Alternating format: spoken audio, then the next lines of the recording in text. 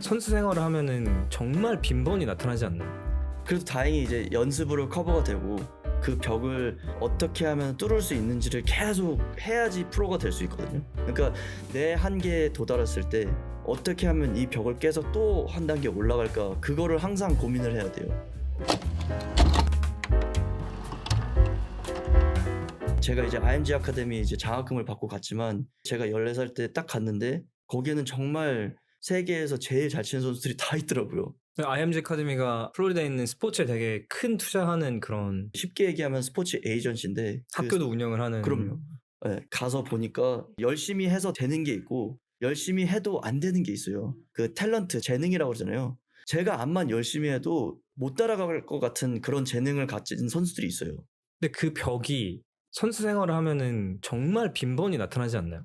그래도 다행히 이제 연습으로 커버가 되고 그 벽을 어떻게 하면 뚫을 수 있는지를 계속 해야지 프로가 될 수 있거든요.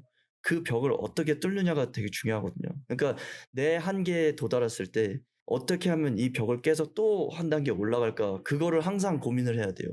근데 그거는 내가 뭘 하든지 간에 테니스든 스포츠든 사업이든 다 똑같은 것 같아요. 내가 지금 이 단계에서 뭘 해야지 한 단계 올라갈 수 있을까? 그 고민을 하지 않으면은 똑같이 되는 거죠. 하는 사람들이 얼마나 많아요. 뭐 운동하는 사람들도 많고 사업하는 사람들도 많고. 근데 내가 내 자리 위치에서 어떻게 하면은 그 벽을 뚫을 수 있을까? 어떻게 하면은 한 단계 더 올라갈 수 있을까를 항상 고민해야 되는 것 같아요. 본인이 고민하고 있지 않다면은 그 코치가 고민을 하는 거죠. 그러면은 정말 많은 벽을 뚫었을 것 같은데, 이제 좀 됐나 싶으면은 또 새로운 친구가 와서 아예 아무것도 못하는 약간 그런 또 무력감을 느끼게 되고, 또 그런 과정에서 그 벽을 뚫으시면서 뚫는 데 도움이 됐던 마인드셋이나 아니면은 좀 공통점 같은 게 있었을까요? 그런 모먼트들이. 어렸을 때는 이제 제가 느끼지 못하고 저희 아버님이 해주셨죠, 사실은. 저희 아버님이 그 벽을 어떻게 하면 뚫을 수 있을지를 계속 반복을 하다 보니까 저도 그게 이제 습관화된 거죠. 그러니까 잘 친다고 해서 그냥 똑같이 하면 안 되거든요. 더 해야 되거나 아니면은 완벽할 수가 없기 때문에 저의 장점은 놔두고 또 약점을 찾아서 약점을 보강을 하고, 약간 그거를 계속 반복하다 보니까 그게 약간 습관화된 거죠.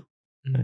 계속 지금 내가 갖고 있는 무기는 어떤 게 있고 뭐 어떤 게 부족하고 앞으로 다음 레벨을 올라가려면 아니면 옆에 있는 그 IMG 아카데미에 있는 대단한 친구를 이기려면 어떤 게 필요한지 계속 연구하고 그거를 계속 맞추면서 연습하고 이러다 보면은 조금씩 괜찮아지다가 점프를 한번 하게 되는 건가요? 아니면은 퀀텀 립이라고 하잖아요. 내가 갑자기 레벨이 아예 달라질 때요. 그러니까 한 단계 레벨이 아니라 두세 단계를 한꺼번에 뛸 때가 있잖아요. 근데 그런 퀀텀 립을 하려면은 코어의 문제점을 찾아야 되는 것 같아요. 그러니까 대부분의 사람들은 겉의 표면적인 문제만 보고 그 안에 있는 코어 문제가 뭔지를 분석을 못 하시거든요. 그 분석을 할 줄 아는 것도 필요하고, 그 분석을 해서 문제점을 찾았을 때 그걸 해결할 수 있는 능력이 있어야 돼요, 제가 보기에는. 근데 테니스뿐만 아니라 모든 게 다 좀 그런 것 같아요. 코어 핵심이 무엇인지, 그 핵심 문제점이 무엇인지를 찾고 알아내고 그거를 해결해 나가는 부분이, 그게 이제 생활화되는 거죠. 약간 재밌어지고. 프로블럼 솔빙이라고 하는데 그걸 이제 계속 하는 거죠, 사실. 그 생각은 재밌는데 사실 그거를 실제로 넘기 위해서는 또 그 말씀하셨던 그 12시간 동안의 그 고통의 시간이 또 필요한 것 같은데. 근데 그렇게 필요하진 않아요. 그 고통의 시간이 왜 있었냐면요, 저희 아버님이 테니스 전문가가 아니었어요. 저희 아버님은 테니스를 치신 분이 아니었고 전문가가 아니었기 때문에 시간이 오래 걸렸던 거예요. 그러니까 레슨비를 저한테 받거나 아니면 많이 내야 되는 코치님들이 계시잖아요. 대부분의 사람들이 이런 얘기를 해요. 그 가치가 있냐고요. 근데 저한테 이제 레슨 받아보신 분들은 이제 아시겠지만 25년 동안 고민했던 거를 저는 10분에서 15분에 해결을 해드릴 수 있어요. 와. 왜냐면 제가 벌써 다 겪었던 일이고, 저뿐만 아니라 제가 맡았던 선수들, 그리고 제가 맡았던 동호인들, 아이들, 다 그 경험 지식 바탕으로 해서 해결책을 드리는 거거든요. 그리고 해결책을 드렸을 때 그걸 연습해 오는 거는 그 본인의 몫이에요, 사실은. 하지만 제일 중요한 게 그 분석을 하고 해결책을 마련해 주는 게 되게 오래 걸리거든요, 그냥 일반적으로 갈 때는. 근데 그거를 해줄 수 있는 사람을 찾는 게 또 어렵긴 하지만, 그걸 찾으면은 내가 성장하는 속도가 훨씬 더 빨라지죠, 사실은. 그래서 사실 저도 이제 그걸 알기 때문에 사업하거나 뭘 할 때 멘토링을 받고 싶어 하고, 무언가 내가 안 되고 있을 때 이걸 풀어줄 수 있는 사람이 있을 텐데 라는 생각을 되게 많이 해요, 저도. 네.